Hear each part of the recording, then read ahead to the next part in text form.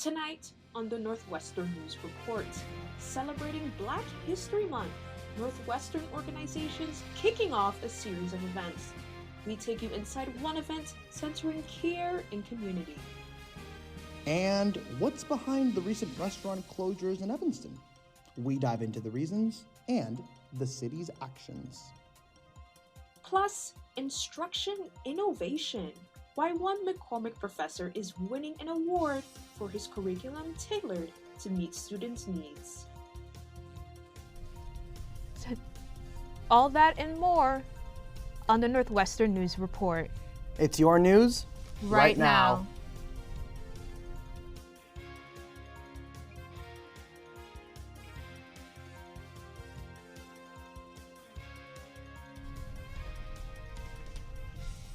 Hello and welcome to the Northwestern News Report. I'm Bridget Adu-Wadier. And I'm Diego Ramos-Bechara. Northwestern students are continuing to memorialize Tyre Nichols' life and raise awareness of police brutality after painting the Rock last week. Tonight at 7 p.m., students and members of Northwestern's Black student group, for members only, are gathering for a vigil in Alice Miller Chapel to honor and celebrate his memory. Northwestern's Black Health and Wellness Collaborative organized the event. Our thoughts and prayers are with the Nichols family.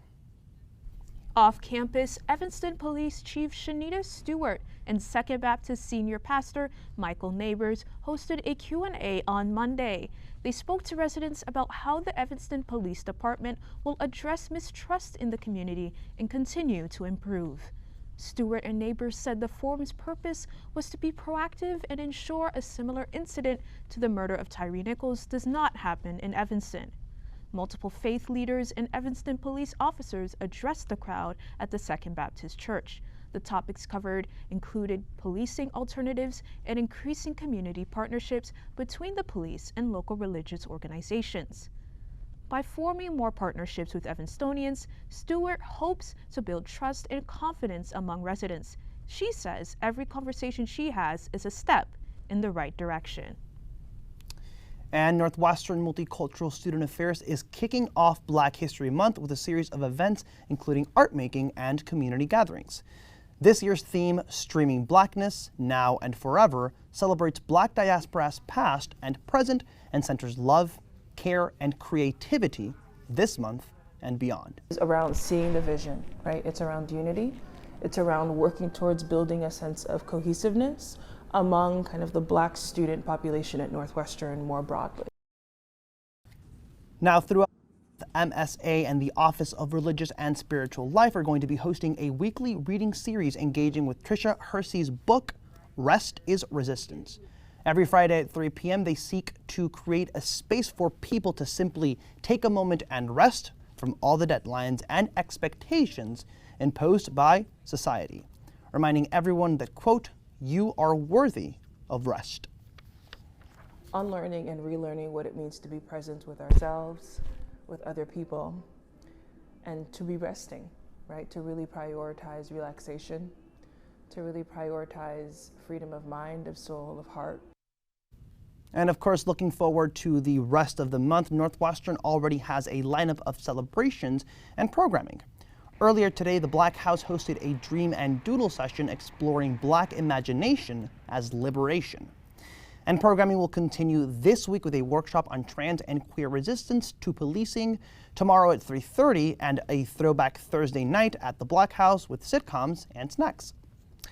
Additional events are listed on the website for Multicultural Student Affairs, so stay tuned. And then, of course, programming will culminate on February 28th with Black History Month Trivia Night. A Northwestern faculty member and a Northwestern alumni won Grammy Awards during the 2023 ceremony on Sunday. Donald Nally, Director of Choral Organizations at Beanon, won his third Grammy for Best Choral Performance with The Crossing, a professional chamber choir. 8 other Northwestern alumni participated in the award-winning performance. School of Communications alumnus Brian Darcy James won his first Grammy as the character of the Baker, the principal vocalist of Into the Woods, which won the Best Musical Theater Album Award. A couple other Northwestern alumni received nominations for the Best Chamber Music Performance. Now on to current students' performances. Brown Sugar a cappella, Northwestern's only South Asian fusion music group, is celebrating the opening night of their annual winter show this Friday. NNR Shravya Pant has more on Brown Sugar's melting pot of melodies. Taylor Swift or a South Asian classic? Brown Sugar members sing a mashup of Willow and Tujh Mein Rab Dikhta Hai, a popular Hindi song, as they rehearse for their annual winter show. Finding a group of people that had a lot of the same interests and backgrounds as me was really refreshing, and it's just a place where everyone feels really welcomed. NU Brown Sugar is a co-ed South Asian fusion a cappella group. The club prides itself on its inclusive community and musical passions. We accept people who aren't South Asian, and then we also accept people who are South Asian but maybe didn't have the best cultural influences growing up, or maybe want to learn more about their culture or about the music. This Friday and Sunday, they'll be performing 8 student-made arrangements of Hindi and English songs, a combination of radio classics with a Bollywood flair, representative of South Asian American identity. I like to use mashup as an opportunity to kind of create something new out of this blending of cultures. Embracing creativity, the showcase theme is Indian matchmaking, the Netflix series documenting Indian couples' arranged marriages. Brown Sugar Show will include pre-recorded skits parodying the TV series and a surprise celebrity appearance. Cute little way to work that Valentine's Day romance theme into it. Brown Sugar hopes to share their cultural identity with the NU community. Our melting pot of who we are and our cultures. A fusion of culture and craft.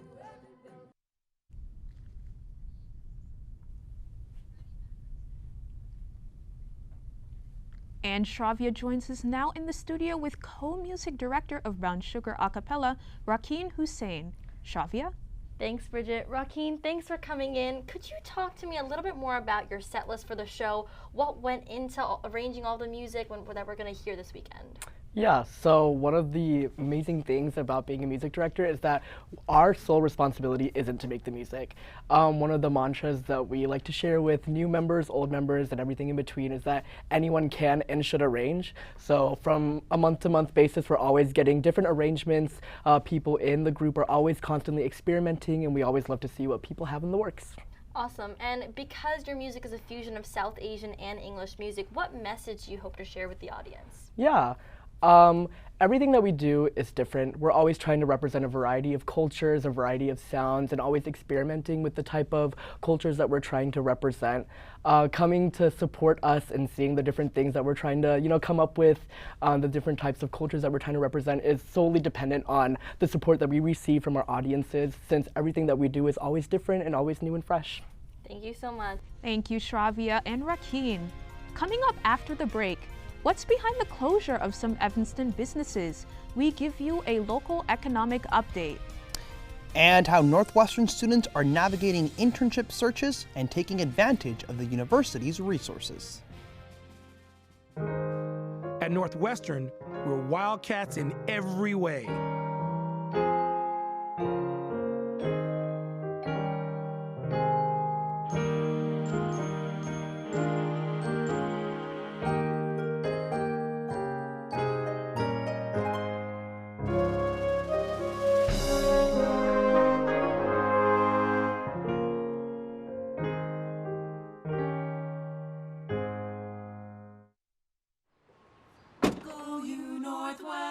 Northwestern break right through that. With our colors flying, we will cheer you all the go. Go you Northwestern, fight for victory, sweet victory, for the fame of our fair name, and go Northwestern, win that game. Go Cats! At Northwestern University, we are pioneering innovation and achieving excellence across every imaginable discipline.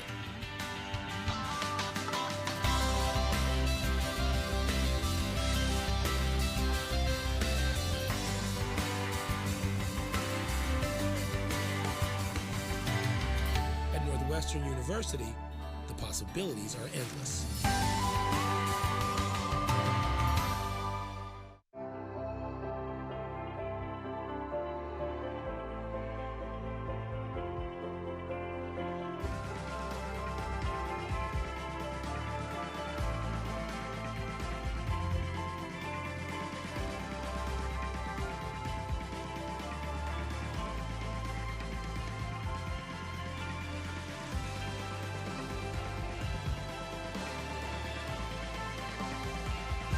City of Evanston's Human Services Committee met yesterday to discuss proposed amendments to the city code, one of which aims to create a brand new section that would tax retail use bags. Now, this discussion was tabled to next month's meeting, but if passed, it could impact shoppers and businesses. The new section would impose a 15-cent tax on all carryout, single-use plastic, paper, and compostable bags. 5 cents would be retained by the retailer, 7 cents would go to the Solid Waste Fund for Sustainability, and the last 3 cents would go to the Health Department for future enforcement efforts. And exemptions to the tax: bags provided by pharmacists that contain prescription drugs. Next month's committee is set to finalize the language on the bill, after which it will be sent to the City Council for a potential adoption to the city code. Evanston residents in recent city board meetings have been voicing their concerns about their favorite establishments closing. Jeremy Fredericks is here with us in the studio to talk about the economic situation of the city of Evanston, as well as talk about a brand new program that's set to aid Evanston businesses. How are you, Jeremy? Good, how are you? I'm doing good.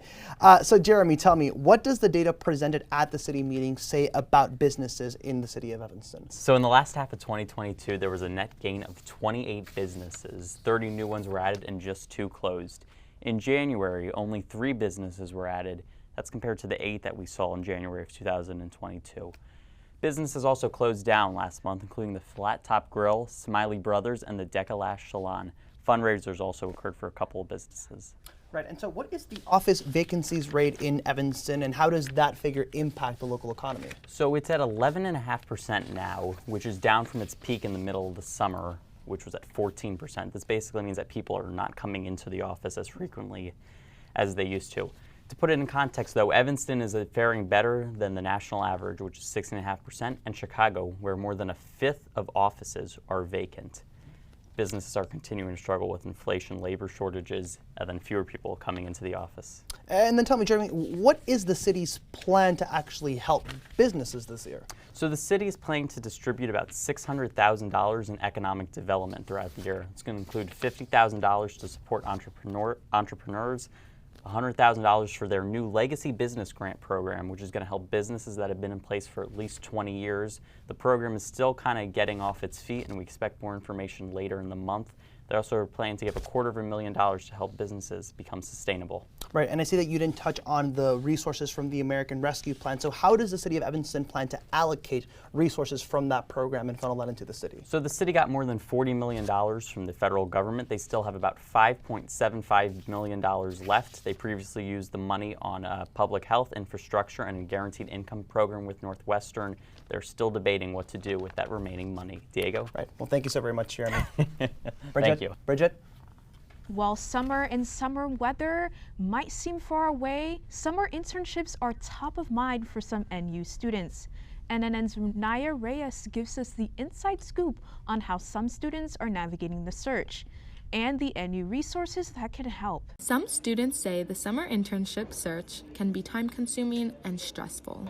On top of the workload we have here and the extracurricular load, it's not the easiest process. Northwestern's primary employment resource is the Northwestern Career Advancement Center. Usually students ask about when should I look for an internship?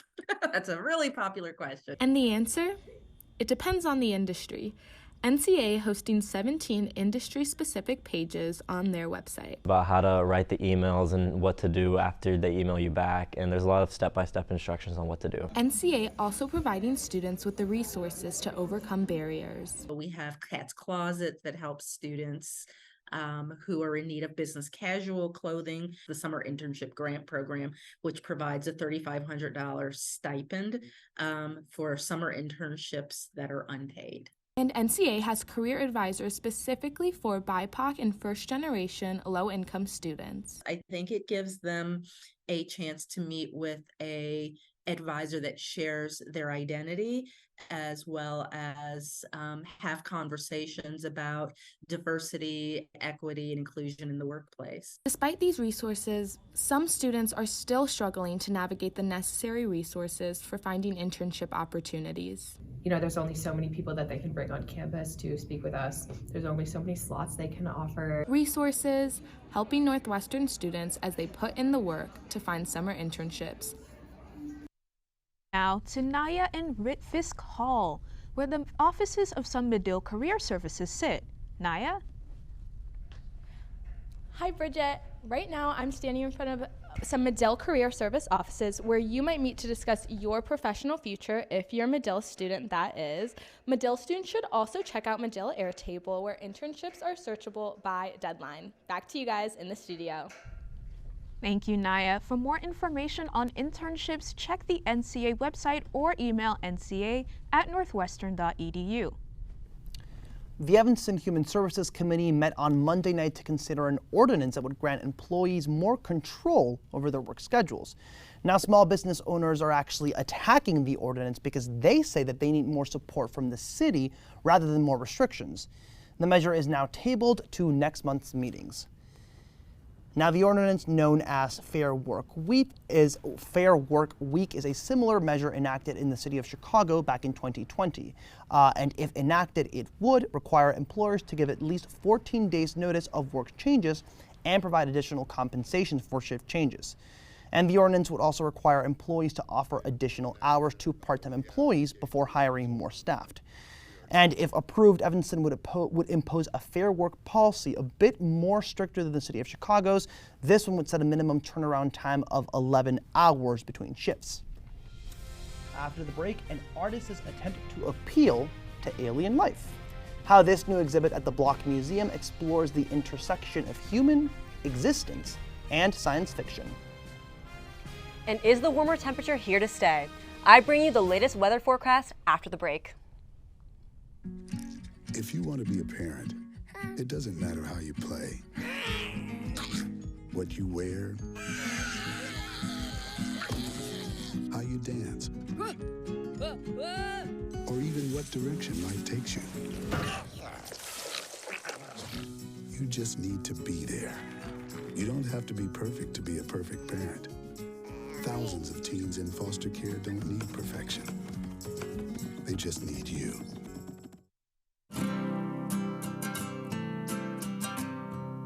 Every day across America, excess food is gathered by a network of good people at local food banks, giving hope to millions of children who struggle with hunger. They've earned their wings, and you can too. Together, we can solve child hunger.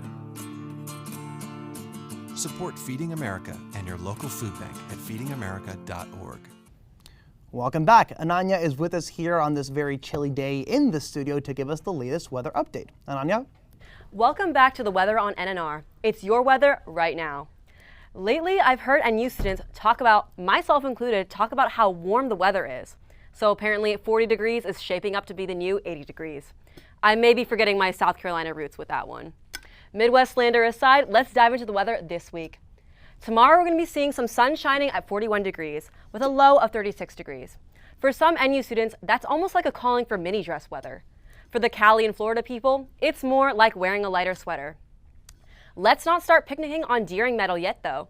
Tomorrow it looks like rain will be falling, but with an average temperature of about 41 degrees. On Friday, we may see the return of some random snowmen on the lawns because it looks like light rain and snow at an average of about 37 degrees. Let's move to this weekend's weather.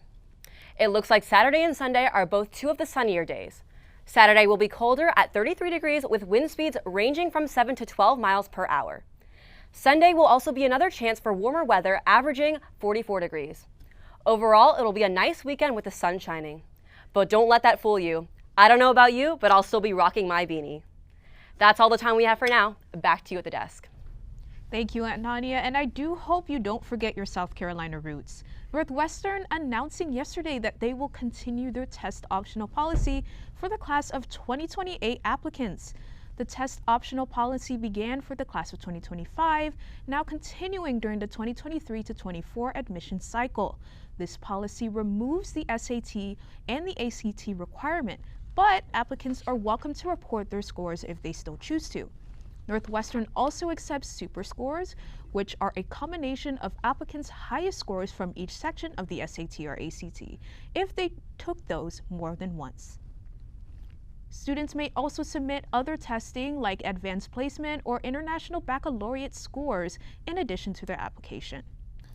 And take a look at this. For the first time since the COVID-19 pandemic, Mega Shabbat, the largest Shabbat celebration of the year, returns to campus. Northwestern Hillel is hosting the event this Friday in the Norris University Center's Lewis Room.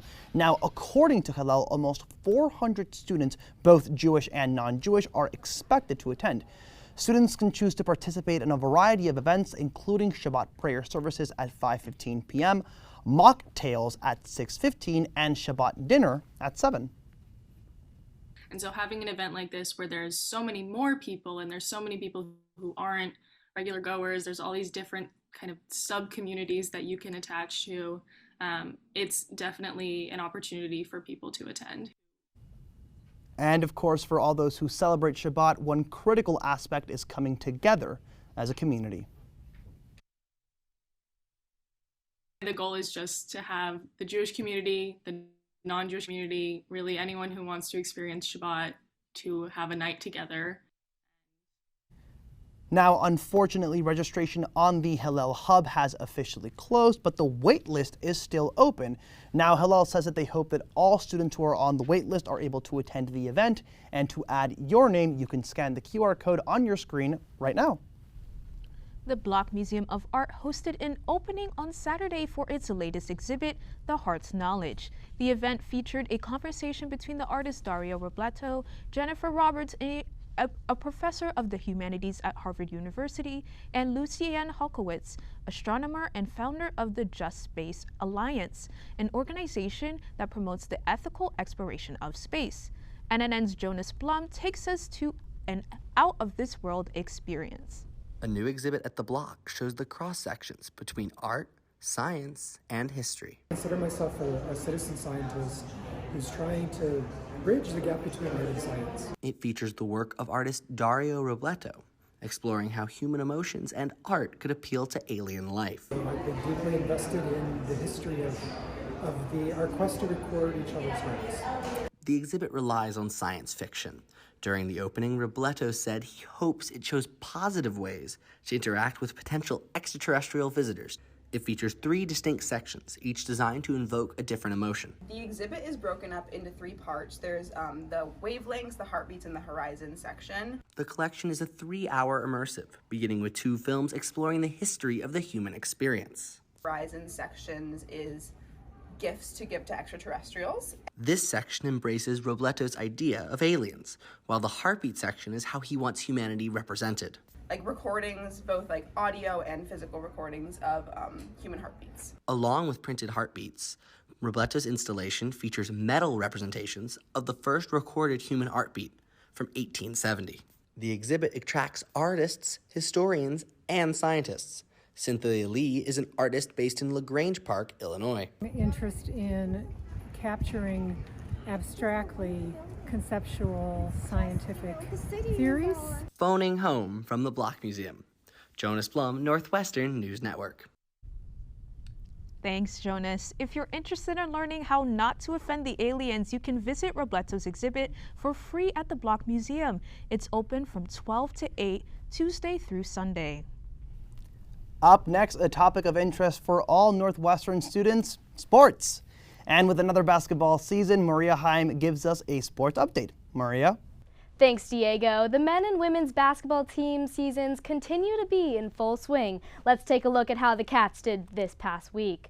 Away at Penn State, the women's team fell to the Nittany Lions 74-64 last Thursday. And last night, they took on Nebraska at home. Falling behind 30-15 in the first quarter, the Wildcats struggled to decrease the deficit, ending up with a 66-78 defeat. Here's Coach McEwen's own reflection. You know, the last 4 games we played, you know, we've had the lead at halftime all 4 games.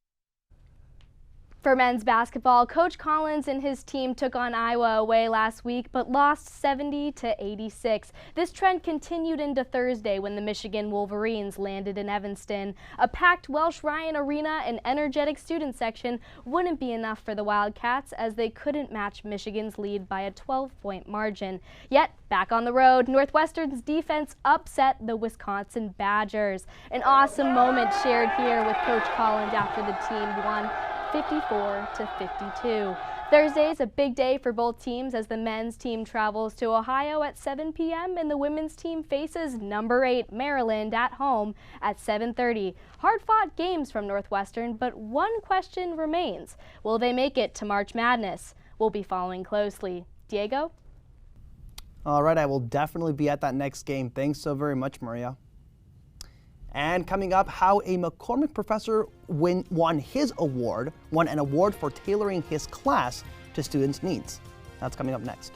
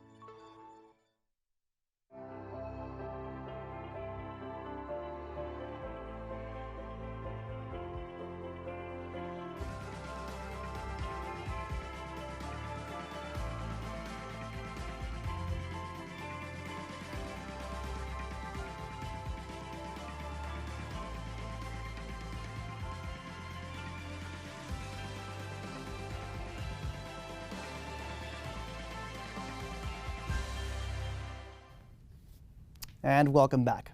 The alumni of Northwestern University's Award for Curriculum Innovation gives recipients money to improve existing classes or to create new ones.